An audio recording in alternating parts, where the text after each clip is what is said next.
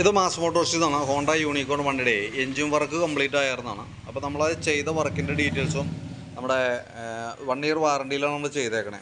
1 വർഷം അല്ലെങ്കിൽ 12,000 കിലോമീറ്റർ. അപ്പോൾ അതിൻ്റെ ഒരു ഡീറ്റെയിൽസ് കൂടി ജസ്റ്റ് ഒന്ന് പറയാൻ വേണ്ടിയിട്ടാണ്. അപ്പോൾ നിലവിൽ നമുക്ക് അതിൻ്റെ ക്രാങ്ക്, സിലിണ്ടർ അടക്കം ഐറ്റംസും മാറ്റിയിട്ടാണ് നമ്മൾ വർക്ക് ചെയ്തേക്കണത്. അപ്പോൾ നമുക്ക് അതിൻ്റെ 1 വർഷം അല്ലെങ്കിൽ 12,000 കിലോമീറ്ററാണ് വാറണ്ടിയുടെ പരിധി വരുന്നത് കേട്ടോ. അപ്പോൾ ഓട്ടം കൂടുതലുള്ള വണ്ടിയാണെന്നുണ്ടെങ്കിൽ നമുക്ക് 12,000 കിലോമീറ്റർ വരും. ഇനി അതല്ല ഓട്ടം കുറവാണെങ്കിൽ പോലും 1 വർഷത്തിനുള്ളിലാണ് നമുക്ക് അതിൻ്റെ കാലാവധി. 1 വർഷമാകുമ്പോൾ വാറണ്ടി പീരീഡ് കട്ടാവും. പിന്നെ ഇതിനകത്തുള്ള പ്രത്യേകത എന്ന് വെച്ചാൽ നമുക്കിപ്പോൾ അടുത്ത സർവീസിന് അല്ലെങ്കിൽ ഓയിൽ ഫിൽറ്റർ ക്ലീനിങ്ങിനൊക്കെ വന്ന സമയത്ത് നമ്മൾ അതിൻ്റെ മീറ്ററിൻ്റെ കേസ് കൂടി ഒന്ന് റെഡി ആക്കി ഇടണം. അപ്പോൾ എന്തെങ്കിലും ഫസ്റ്റിലത്തെ filter cleaning, oil filter cleaning 1 മാസത്തിനുള്ളിൽ വരാം. അപ്പോൾ 1 മാസം ഉപയോഗിക്കാൻ എന്തെങ്കിലും. അപ്പോൾ വന്ന സമയത്ത് നമുക്ക് അതിൻ്റെ മീറ്റർ മെക്കാനിസം ഇവിടെ ഓൾറെഡി കംപ്ലൈൻ്റ് ആണ്. മീറ്റർ മെക്കാനിസം കംപ്ലൈൻ്റ് ആയിട്ട് വിടിയിച്ച് കളഞ്ഞാണ്. അപ്പോൾ ഈ മെക്കാനിസം യൂണിറ്റ് കൂടി നമുക്ക് മാറ്റണം. അതിന് ശേഷം നമുക്ക് അതിൻ്റെ ഈ സ്പീഡോമീറ്ററിൻ്റെ ഗിയർ സെറ്റ് മാറ്റി കേബിൾ കണക്ട് ചെയ്ത് കഴിഞ്ഞാൽ മീറ്റർ കറക്റ്റായിട്ട് കൗണ്ട് ആവാൻ തുടങ്ങിക്കോളൂ കേട്ടോ. കാരണം ഇപ്പോൾ ഓൾറെഡി നമ്മുടെ കയ്യിൽ അവൈലബിൾ അല്ലാത്തത് കൊണ്ടാണ്. അല്ലെങ്കിൽ കൂട്ടത്തിൽ കൂടെ നമുക്കത് ചേഞ്ച് ചെയ്തിടാറുന്നു. ഫിൽറ്റർ ക്ലീൻ ചെയ്യാനായിട്ട് എന്തെങ്കിലും 1 മാസം കഴിയുമ്പോൾ നമുക്ക് കൊണ്ടുവരണം. അപ്പോൾ ആ കൂട്ടത്തിൽ കൂടെ ഞാൻ അറേഞ്ച് ചെയ്ത് വെച്ചേക്കാം. ആ കൂട്ടത്തിൽ കൂടെ നമുക്ക് അതും കൂടി ഒന്ന് ക്ലിയർ ചെയ്തെടുക്കാം. ഏകദേശം നമുക്കൊരു അതിൻ്റെ മുകളിൽ നമുക്ക് ചിലവ് വരും. മെക്കാനിസം മാത്രം എനിക്ക് തോന്നുന്നു അതിൻ്റെ ഉള്ളിൽ തന്നെ ആ സ്പീഡ് കാണിക്കുന്ന ആ മെഷീനിന് മാത്രം ഏകദേശം ഒരു 750 രൂപ ആ റേഞ്ചൊക്കെ അതിന് വന്നുണ്ട്. പിന്നെ ഈ ഗിയർ സെറ്റ് വരുമ്പോൾ എനിക്ക് തോന്നുന്നു ഏകദേശം ഒരു 300 രൂപയാണോ 200 എന്തോ ആ റേഞ്ച് വന്നുണ്ട്. ഗിയർ സെറ്റപ്പ് അടി നമുക്ക് വരാം.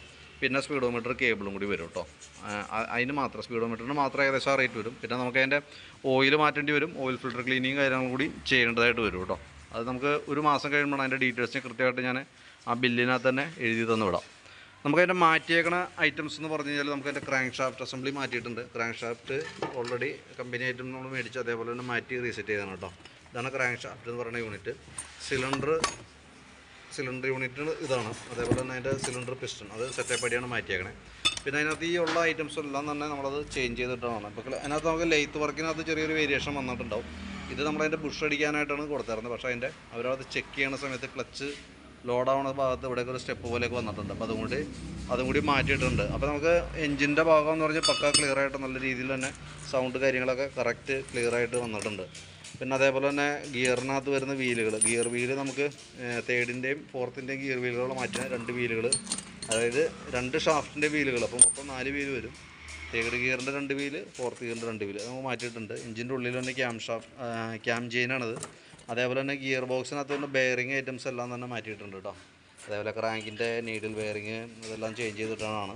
ക്ലച്ച് ഡിസ്ക്, പ്ലേറ്റ്, അതേപോലെ എയർ ഫിൽറ്ററൊക്കെ പുതിയ ഫിൽറ്ററിട്ടാണ്.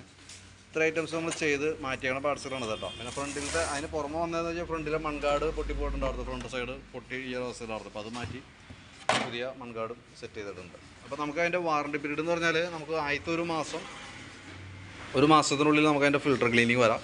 പിന്നെ ഓരോ 4 മാസം കൂടുമ്പോഴാണ് എഞ്ചിൻ വർക്ക് കഴിഞ്ഞതിന് ശേഷം ഓരോ 4 മാസം കൂടുമ്പോഴാണ് അതിൻ്റെ വാറണ്ടി പീരീഡിൽ വരുന്ന പെയ്ഡ് സർവീസ്. അതും പെയ്ഡ് സർവീസായിട്ടാണ് വരാം. നമ്മൾ പൈസ കൊടുത്ത് തന്നെ ചെയ്യേണ്ട വർക്കാണ്. ജനുവരിയിലാണ് ഫസ്റ്റിലത്തെ വരാം. പിന്നെ അത് പോയിട്ട് മെയ് മാസം വരും സെക്കൻഡ്. പിന്നെ അടുത്ത സെപ്റ്റംബർ മാസം ലാസ്റ്റ് 14-ാം തീയതിയാണ് അതിൻ്റെ ലാസ്റ്റ് ഡേറ്റ് വരുന്നത് കേട്ടോ.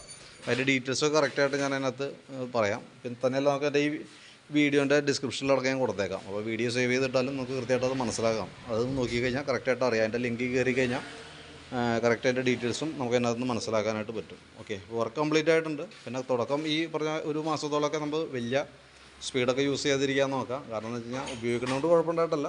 ഈ പറഞ്ഞ രീതിയിൽ ഒന്ന് ശ്രദ്ധിച്ചാൽ അത്രയും നല്ലതാണ്. ഓക്കെ, അപ്പോൾ ബില്ല് അയക്കുമ്പോൾ കോൺടാക്ട് ചെയ്തോളൂ കേട്ടോ.